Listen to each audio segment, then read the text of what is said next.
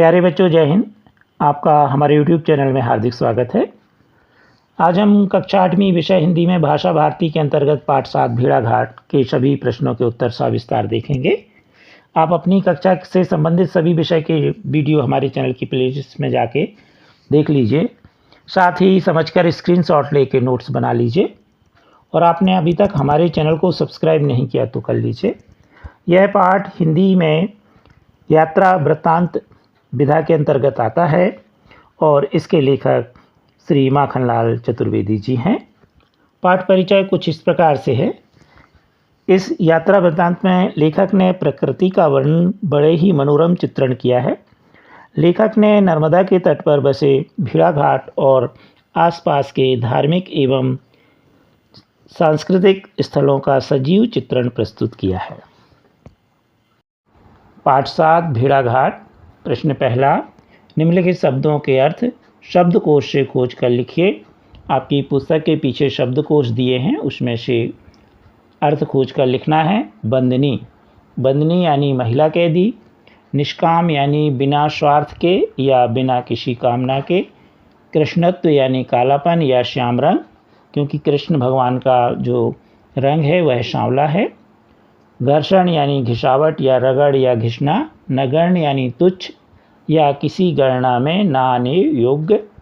जैसे हम कहें 1 अरब में 1 जोड़ा जाए तो लगभग कोई अंतर नहीं आएगा, तो 1 अरब रुपये और 1 अरब 1 रुपया लगभग एक सा माना जाएगा, इसलिए 1 यहाँ पर नगण्य होगा।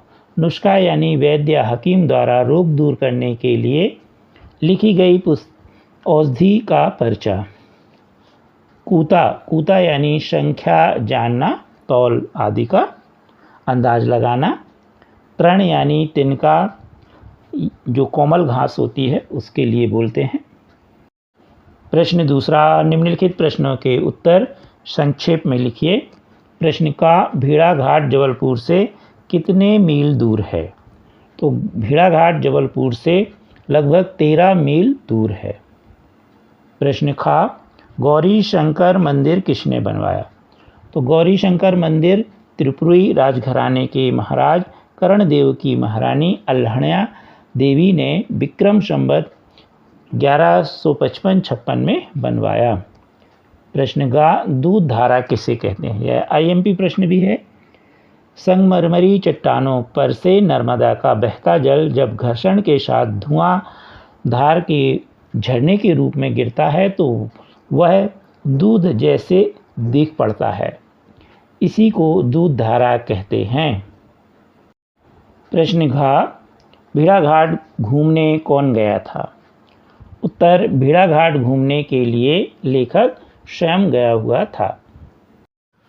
प्रश्न ड, भेड़ाघाट पर नर्मदा के दोनों किनारों की चट्टानें किस पत्थर की बनी हुई हैं?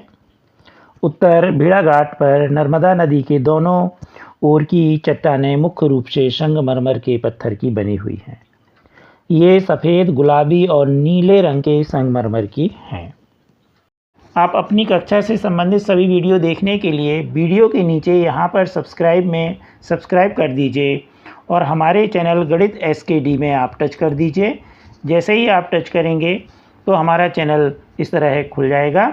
अब यहाँ पर आप प्ले लिस्ट में आपको दिख रहा है, यहाँ पर आप टच कर दीजिए तो अब आपके सामने प्ले लिस्ट आ जाएगी। मान लीजिए आपको 8वीं गणित के वीडियो देखना है तो यहाँ पर आप टच कर दीजिए और इस तरह आपकी 8वीं गणित के वीडियो आ जाएंगे।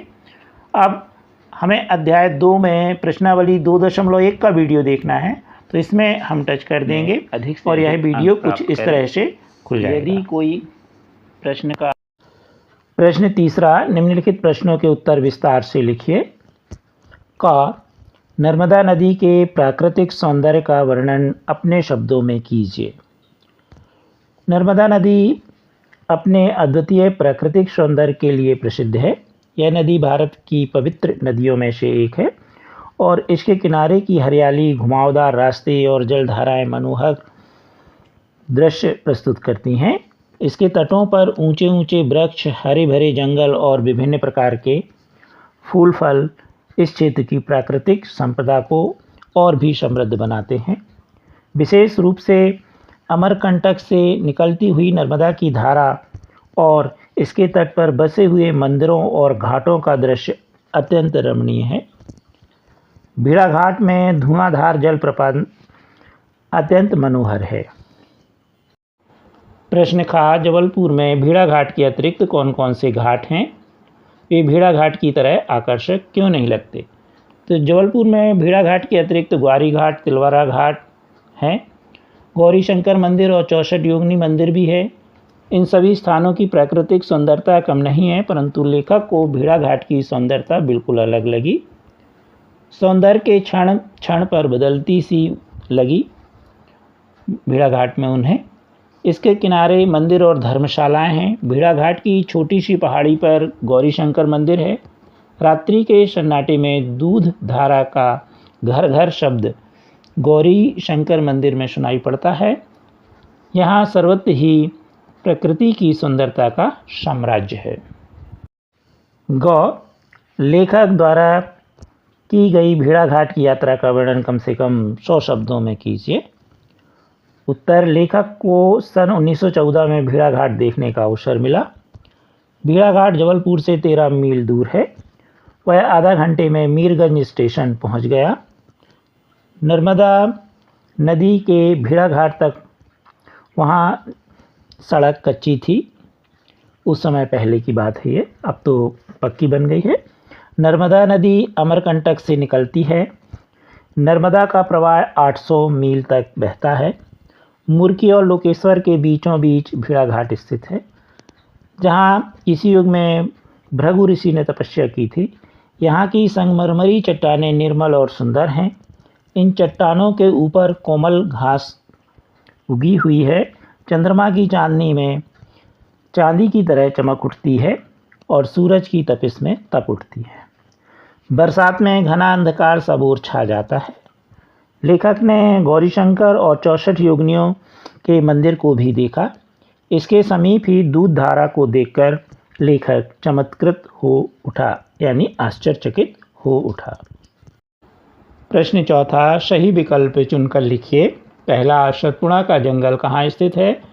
उत्तर प्रदेश, आंध्र प्रदेश, मध्य प्रदेश या बिहार? तो इसका सही उत्तर होगा गा वाला मध्य प्रदेश। प्रश्न दूसरा, धुआंधार प्रपात किस नदी के जल के गिरने से बनता है? नर्मदा, गंगा, यमुना या ताप्ती? तो इसका का वाला सही है, नर्मदा। तीसरा है, भेड़ाघाट की पहाड़ी पर कौन सा मंदिर बना है? गणेश, महादेव, गौरीशंकर या सीताराम? तो इसका सही उत्तर है गा, गौरीशंकर। चौथा है, पल पल पलटती भेष, छलकी छन छन, छवि धरती, ये पंक्तियाँ किस कवि की हैं? माखनलाल चतुर्वेदी, श्रीधर पाठक, शिवमंगल सिंह सुमन या सूर्यकांत त्रिपाठी निराला? तो इसका खा वाला उत्तर सही है, श्रीधर पाठक। प्रश्न पाँचवा, निम्नलिखित पंक्तियों का आशय स्पष्ट कीजिए। पहला, बैल को अपने खूंटे पर ही अच्छा लगता है। तो यह पुरानी कहावत है कि बैल जो अपने निश्चित स्थान पर बंधा रहता है उसे वही स्थान अच्छा लगता है, अर्थात वही खूंटी उसे अच्छी लगती है। प्रश्न दूसरा, नर्मदा चाहे कितनी मरमर करे वह मरती नहीं है। तो नर्मदा नदी अपने जल के प्रवाह से मरमर की ध्वनि उत्पन्न करती हुई बहती रहती है, किंतु इसके दोनों किनारों की ऊंची चट्टानों की श्वेत चमक कभी भी मर नहीं सकती। तीसरा, जो जनसेवा के लिए नीचे गिरना स्वीकृत करते हैं उन्हें शोभा धाम के ऐसे ही हाथ संभाल लिया करते हैं।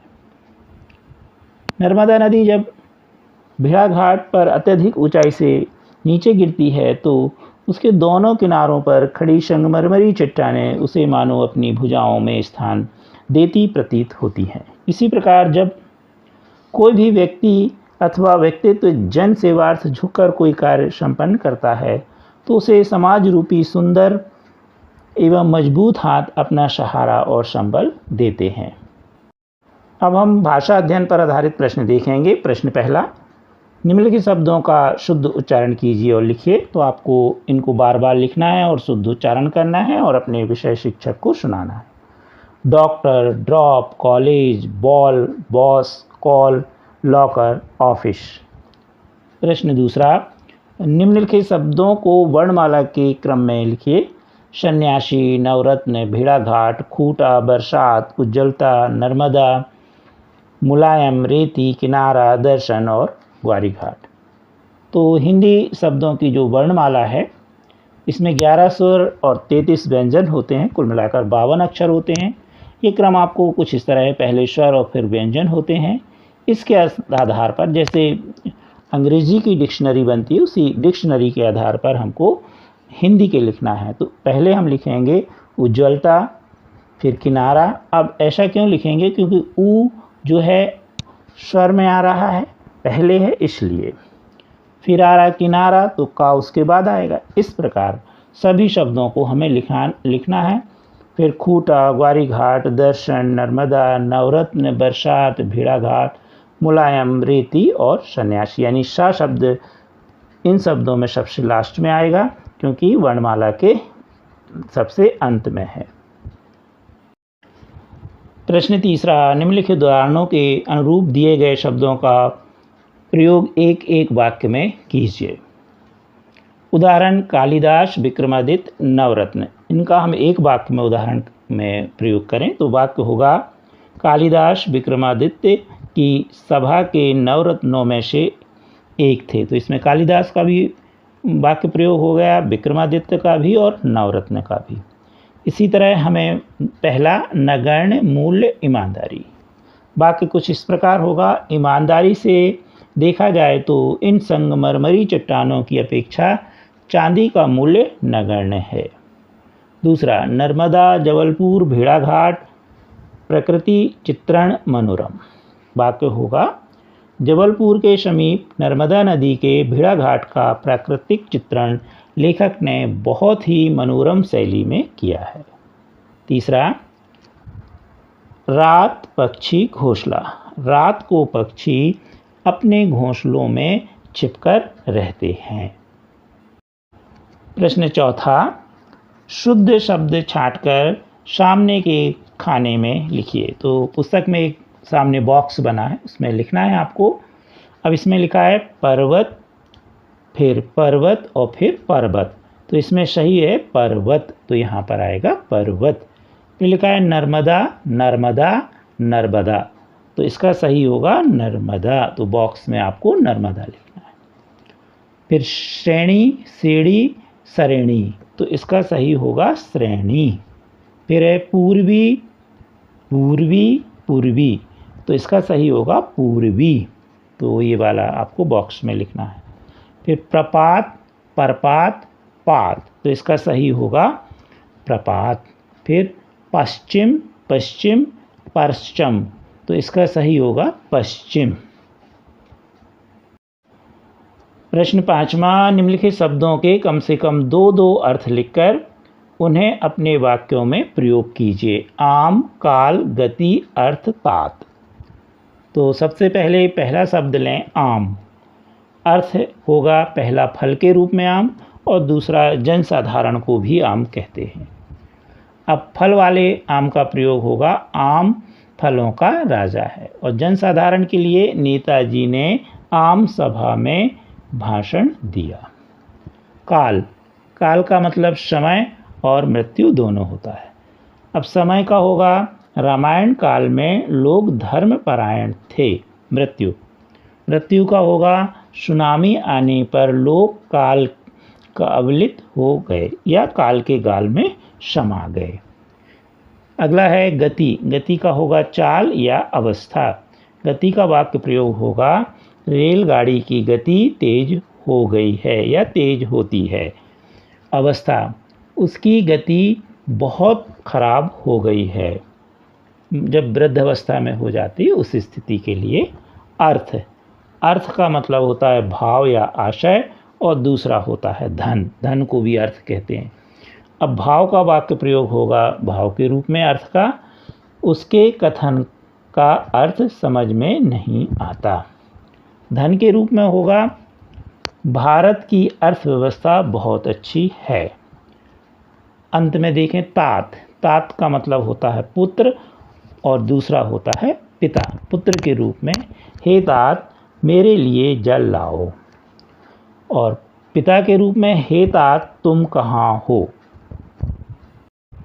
प्रश्न छठवां है, निम्नलिखित वाक्यांशों के लिए नीचे बने घड़े में लिखे शब्दों में से उचित शब्द छांटकर लिखिए। तो इसमें पुस्तक में एक घड़ा बना है, उसमें से शब्द लिखे हुए हैं और ये वाले शब्द लिखे हुए हैं अनुकरणीय, चिकित्सक, मिताहारी, कृतज्ञ, सर्वज्ञ, हस्तलिखित और लोकप्रिय।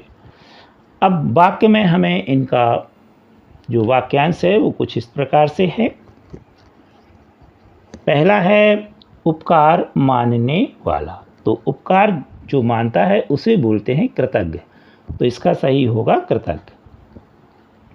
जो अनुकरण करने योग्य होगा, इसका होगा अनुकरणीय, तो पहला वाला सही होगा। आपको उस मटके में से लिखना है। कम खाने वाला, तो इसको बोलते हैं मिताहारी। रोगी का इलाज करने वाला, इसको बोलते हैं चिकित्सक। जो सब कुछ जानता हो, इसको बोलते हैं सर्वज्ञ। हाथ से लिखा हुआ, इसे बोलते हैं हस्तलिखित। जो लोगों को प्रिय हो, इसे बोलते हैं लोकप्रिय। तो इस तरह आपको बॉक्स जो आपको घड़ा दिया है, उस घड़े में से आपको इनके सामने ये शब्द लिखने हैं। कृपया हमारे वीडियो को लाइक एवं शेयर अवश्य कीजिए और अभी तक आपने हमारे चैनल को सब्सक्राइब नहीं किया तो कर लीजिए। Thank you.